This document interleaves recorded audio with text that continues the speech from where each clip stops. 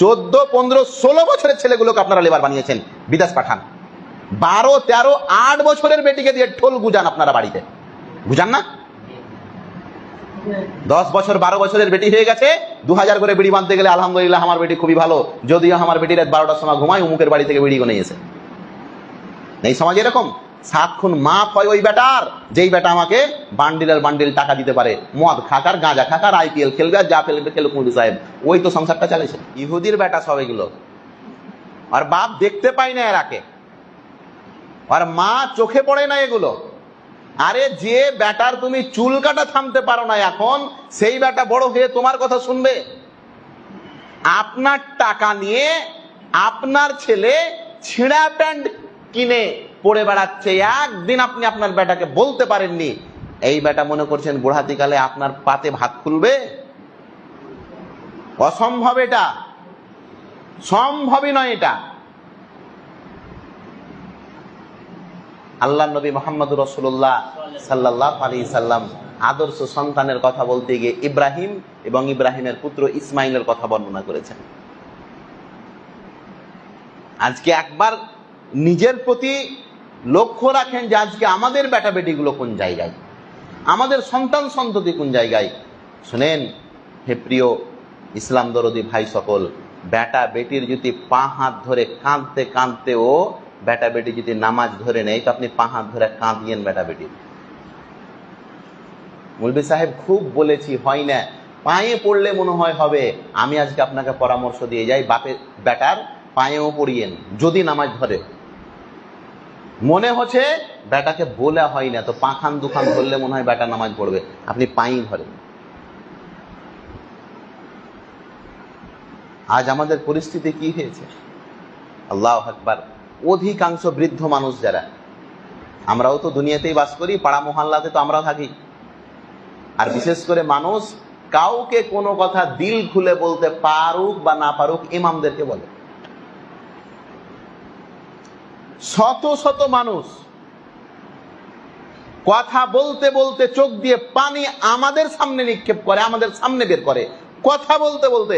মুলবি সাহেব একমাত্র ওই বৃদ্ধ ভাতাটি পাই সরকারের, ওটি দিয়েই সংসার চলে।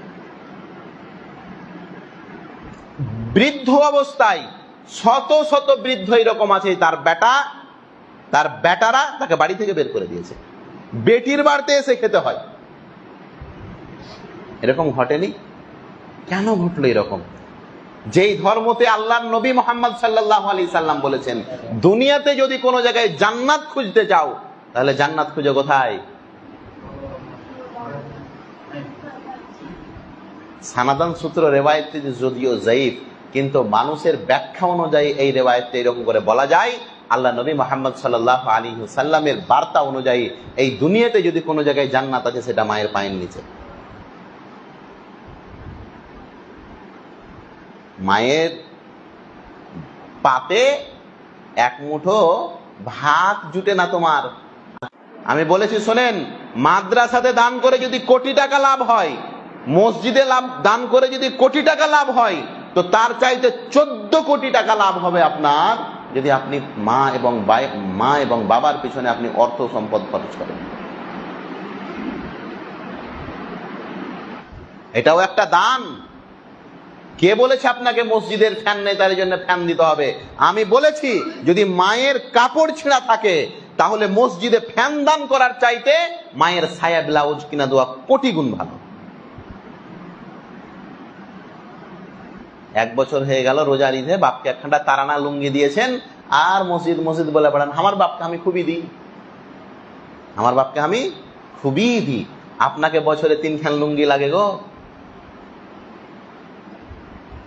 প্রিয় ভাই, আমি যেটা বলছিলাম, পরিস্থিতি কেন এরকম তৈরি হলো?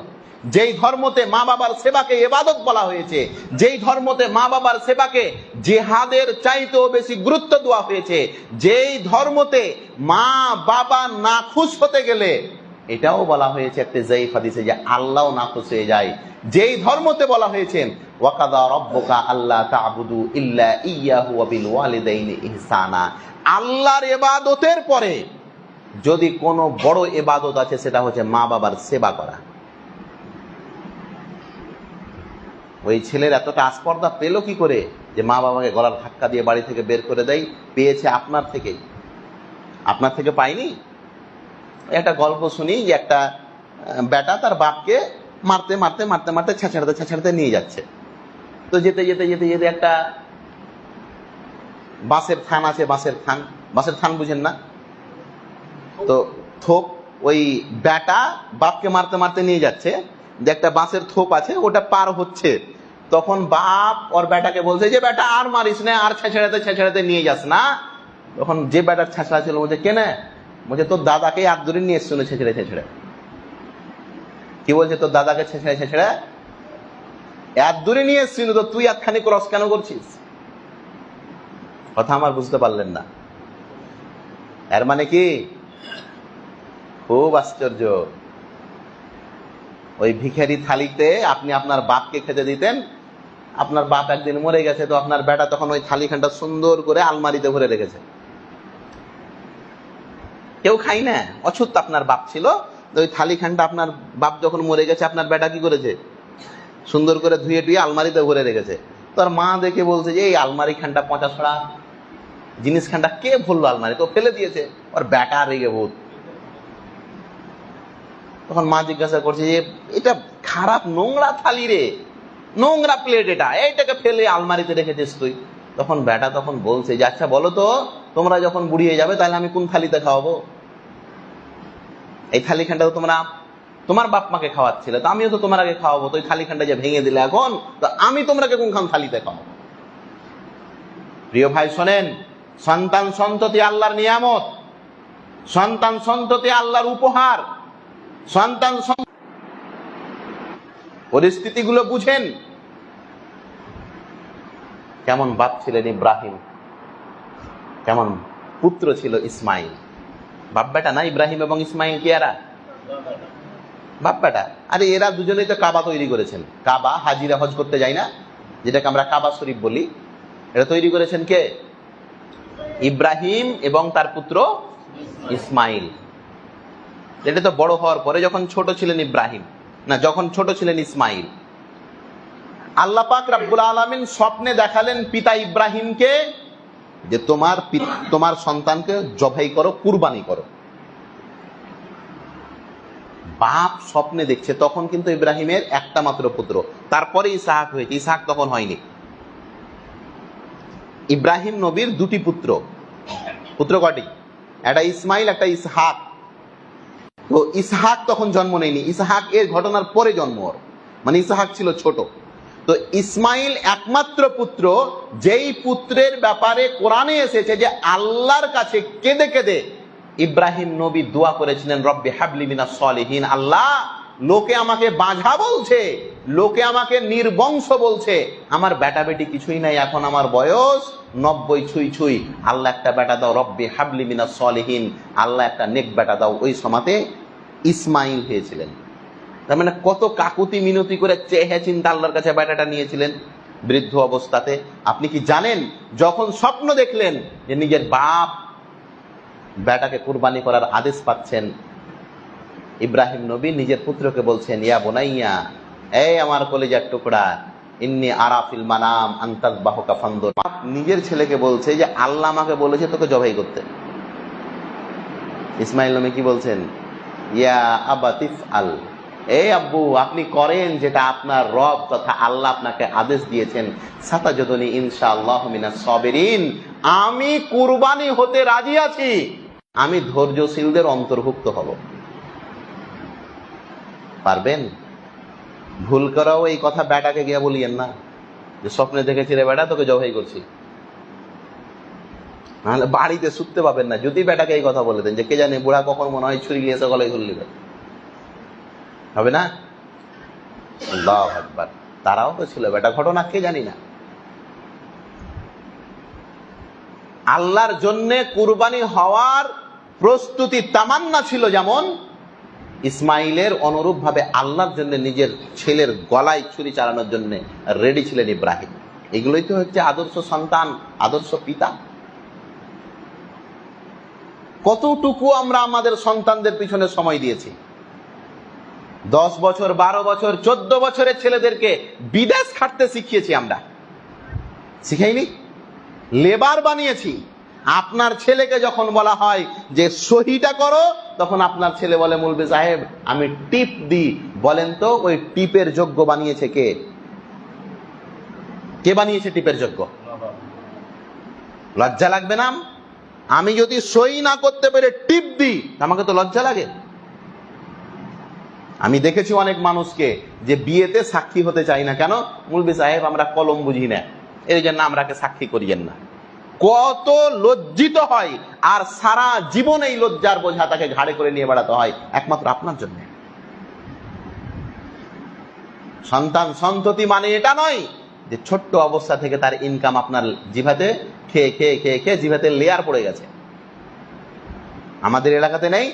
14, 15, 16 বছরের ছেলেগুলোকে আপনারা লেবার বানিয়েছেন, বিদেশ পাঠান। 12, 13, 8 বছরের বেটিকে দিয়ে ঠোল গুজান আপনারা বাড়িতে, বুঝান না?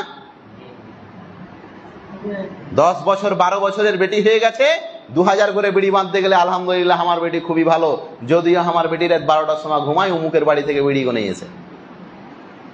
এই সমাজে এরকম 7 খুন মাপ হয় ওই বেটার, যেই বেটা আমাকে বান্ডিলের বান্ডিল টাকা দিতে পারে, মদ খাক আর গাঁজা খাক আর IPL খেলবে আর যা ফেলবে খেলুক, মৌলভী সাহেব ওই তো সংসারটা চালিয়েছে। নাউজুবিল্লাহ, আস্তাগফিরুল্লাহ। এখন আপনাকে মজা লাগছে, একটা দিন আসবে চোখ দিয়ে পানি আর বের হবে না, অস্ত্র থাকবে না, রক্ত ছাড়া। আল্লাহ নবী মুহাম্মদ সাল্লাল্লাহু আলাইহি সাল্লাম বলছেন মুরু আওলাদাকুম বিসসালাত, তুমি তোমার সন্তান সন্ততিকে নামাজের কথা বলো। কতদিন পেরেছি আমরা নামাজের কথা বলতে? মৌলভী সাহেব বলি তো হয় না। আপনি বলেনি কিভাবে যে হয় না? আল্লাহর কাছে কি এটা বলে ছুটি পেয়ে নিব যে আল্লাহ বেটাকে বলেছিলাম হয়নি? মাংসতে আজকে নুন কম, তার জন্য আপনি হাঁড়ি চুলহাকে সব ভেঙে দিয়েছেন। এরকম নালায়েক লোক আছে কি নেই সমাজে?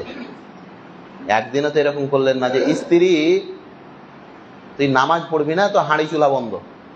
আগে প্রতিশ্রুতি দাও যে কেল থেকে নামাজ ধরবো, তাইলে হাঁড়ি চুলা জ্বলবে। এটা পারবেন না আপনি? আপনার চেল, আপনার ডেল, আপনার সবকিছু, কেন আপনি পারবেন না? এটা সন্তান সন্ততির ব্যাপার। তোমরা তোমাদের সন্তান সন্ততিকে নামাজের কথা বলো, কেন আপনি পারবেন না? পারবেন। দ্বিতীয় খলিফা উমার রাদিয়াল্লাহু তাআলা আনহু। দ্বিতীয় খলিফাকে উমার, আর উমারের সুপুত্রের নাম হচ্ছে আব্দুল্লাহ, আব্দুল্লাহ বিন উমার। উমারের সুপুত্রের নাম আব্দুল্লাহ। তো উমার রাদিয়াল্লাহু তাআলা আনহু ইসলাম কবুল করার পরে আল্লাহর নবীর ইজতেমাতে বসতেন। এই যে ইজতেমা হচ্ছে না, অনেকে জিজ্ঞাসা করে এগুলো করে হয় কি? আরে আল্লাহর বান্দা, ইজতেমা আল্লাহর নবীর সুন্নাত। কোরআন হাদিস পড়বেন তবে তো ঘেলুখানে কিছু আসবে। আজকে আমাদের অনেকজন আমাদের ব্যাপারে অভিযোগ করে মসজিদ মসজিদ এরা কি করে বেড়ায়। আরে মসজিদ মসজিদ আহলে হাদিসেরা ওটাই করে বেড়ায় যা আজ থেকে 1400 বছর পূর্বে আল্লাহর নবী করে বেড়াতেন। আল্লাহর নবীর ইজতেমা শুনতে গেছেন উমার। কে গেছেন? আর মনে রাখবেন উমার কিন্তু বাচ্চা ছেলে নয়। উমার ইসলামী কবুল করেছিলেন 26 বছর বয়সে, আর মক্কাতে ইসলাম কবুল করেছিলেন। মক্কাতে 26 বছর বয়সে মক্কাতে। আর যে ঘটনাটা আপনাকে শোনাচ্ছি এটা মদিনাতে, মানে আনুমানিক ধরেন তার চাইতে প্রায় 10 বছর পিছনে। তো উমার রাদিয়াল্লাহু তাআলা আনহু গেছেন কোথায়? আল্লাহর নবীর ইজতেমা শুনতে, বক্তব্য শুনতে মসজিদে। সঙ্গে নিয়ে গেছেন তার পুত্র আব্দুল্লাহকে, যার কথা বললাম, আব্দুল্লাহ বিন উমার, তার পুত্রকে। তার পুত্রের বয়স তখন বেশি নয়, 7-8 বছর, ছোট ছেলে। আব্দুল্লাহ ইবনে উমার, তার পিতা উমারের সঙ্গে গেছেন হাত ধরাধরি বাপ বেটাই আল্লাহর নবীর বক্তব্য শুনতে। উমার রাদিয়াল্লাহু তাআলা আনহু নিজের ছোট্ট ছেলেকে নিয়ে গেছেন আল্লাহর নবীর ইজতেমা শুনতে। ওই আপনার সঙ্গে কেন আপনার বেটা আসেনি আজকে? প্রয়োজন ছিল না? ওই যে হাদিসটা আপনাদের মনে চলে আসবে, আল্লাহর নবী সবাইকে জিজ্ঞাসা করলেন, আচ্ছা বলো তো এমন একটা গাছের নাম যে গাছের পাতা ঝরে না। মুসলিমে এসেছে হাদিসটি। তো কেউ আর পারলো না কোন গাছ যে যার পাতা ঝরে না। তখন আল্লাহর নবী শেষে বললেন যে ওটা খেজুরের গাছ। ওটা কিসের গাছ? খেজুরের, কিন্তু পাতা ঝরে না ভাই, ডাল সমেত ঝরে পড়ে যায়। জানেন কি জানেন না? তো কেউ পারলো না। আল্লাহর নবী তখন বললেন যে ওটা হচ্ছে, তোমরা কেউ পারলেন, ওটা খেজুরের গাছ। এই ইজতেমা শেষ হলো, সব আপনা আপনা বাড়ি যাচ্ছেন। উমার এবং উমারের পুত্র আব্দুল্লাহ বাপ বেটাই আবার চলে যাচ্ছেন ইজতেমা সেরে, যেমন আমরা কিছুক্ষণ পরে চলে যাব আপনা আপনা বাড়ি। তো বাপ বেটায় যেতে যেতে উমার রাদিয়াল্লাহু তাআলা আনহুর পুত্র আব্দুল্লাহ বলছেন, আব্বু, আল্লাহর নবী যে আপনাকে প্রশ্নটা করলো না আপনাদেরকে, কোন গাছের পাতা ঝরে না, তো এই প্রশ্নটার উত্তর কিন্তু আমি জানতাম। উমার রাদিয়াল্লাহু তাআলা আনহু নিজের বেটাকে হাত ধরাধরি যাচ্ছেন বাপ বেটাই। উমার রাদিয়াল্লাহু তাআলা আনহু নিজের ছোট্ট ছেলে, ছোট্ট সন্তান, যাকে আল্লাহর নবীর দরবারে নিয়ে এসেছিলেন দিন ধর্ম শিক্ষার জন্য, দুনিয়ার আর কোনো শিক্ষাতে বলে না। বলে না হলে আপনার ছেলে এমবিবিএস ডাক্তার দাঁড়িয়ে দাঁড়িয়ে পেশাব করে না? করে কি করে না? এই তো কিছুদিন হলে একটা ঘটনা শুনলাম দিল্লির, যে একটা বাড়ি থেকে দুর্গন্ধ আসছিল। গ্রামের লোকেরা যে দেখলো যে বুড়া একটা পোড়া আছে, মানে মরে পড়ে আছে, দুর্গন্ধ, কখন যে মরেছে আল্লাহ মালুম। পুলিশ টুলিশ এসে যখন তদন্ত হলো, তার ডয়ারে তার বেটা এবং বেটির ফোন নাম্বার। বেটায় আমেরিকার একটা বড় হাসপাতালের ডক্টর, আর মেয়ের বিয়ে হয়েছে অন্য কোনো একটা দেশে, মানে দুটোই বিদেশে। আর বাপ খাটে মরেছে, না পাশে কেউ ছিল। বলিয়েন না, কোনো দিন কোনো গাছ জন্মগতভাবে বাঁকা হয় না। হয় তার পরিচর্যা ভুল হয়েছে, হয় তার দেখাশোনা হয়নি, না হতে গেলে কোনো জিনিস জন্মগতভাবে ভুল পথে যায় না। আল্লাহ নবী বলছেন বেটা বেটিকে পারবেন না। আল্লাহ নবী মুহাম্মদ সাল্লাল্লাহু আলাইহি সাল্লামের পাশে একটা ছোট্ট ছেলে আব্দুল্লাহ বিন আমির ভাত খাচ্ছে। ভাত খেতে খেতে হাত এরকম করছে। ছোট ছেলেরা যেমন করে মিজে মিজে ভাত খায়। আল্লাহ নবী বললেন, ইয়া গোলাম, তিনি পাড়াতে একটা না একটা বিচার হচ্ছে, ঝামেলা কার না কার সাথে হচ্ছে, কার না কার কি না কি হচ্ছে। এগুলো সব দুনিয়ার জন্য, আখিরাতের জন্য, আল্লাহর জন্য লড়াই হয়েছে। কয়টা? একটা বিচার এরকম হয়েছে যে না দিন ধর্মের জন্য এরকম হয়েছে। দিন ধর্মের বেলা বলছেন এটা কথা বলা যাবে, ফিতনা সৃষ্টি হয়ে যাবে। যদি ভালোবাসেন তাহলে কেন জাহান্নামে নিক্ষেপ হতে দিচ্ছেন? আপনি তাদের হিতাকাঙ্ক্ষী। আপনি বেটা বেটি সন্তান সন্ততি যেমন অসুস্থ হতে গেলে নিজের টাকা খরচ করে কাজ কাম বাদ দিয়ে হাসপাতাল দৌড়িয়ে নিয়ে বেড়ান। আপনি ছেলেকে ভালোবাসেন, আমি বলিনি এটা খারাপ কাজ, কত যে ভালো কাজ করেন। রাত্রিবেলায় মশা কামড়াচ্ছে, মশারি টেঙে দেন, মশাটি মারেন, কত ভালো কাজ করেন। রাত্রিবেলায় বা দিনে হোক বা রাতে হোক, ছেলে মেয়ে অসুস্থ আছে, মা বাপও ঘুমাই না বেটা বেটির জন্য, খুব ভালোবাসি আমরা। কিন্তু মনে রাখবেন ভাই, যেমন ভালোবাসা আছে সেরকম দিনই ধর্মের জন্য কেন ভালোবাসা নেই? কেন ভালোবাসা নেই? আপনি একবার বুঝেন, সন্তান সন্ততি ভালোবাসারও জিনিস, কিন্তু মনে রাখবেন ভালোবাসাটা যেন অতিরিক্ত না হয়। আর এমনটাও না হয় যে সন্তান সন্ততিকে আপনি অবজ্ঞা করে দিচ্ছেন, ভ্রুক্ষেপ দিচ্ছেন না, এটাও যেন না হয়। খুব বেশিও না হয়, খুব কমও না হয়। আল্লাহ পাক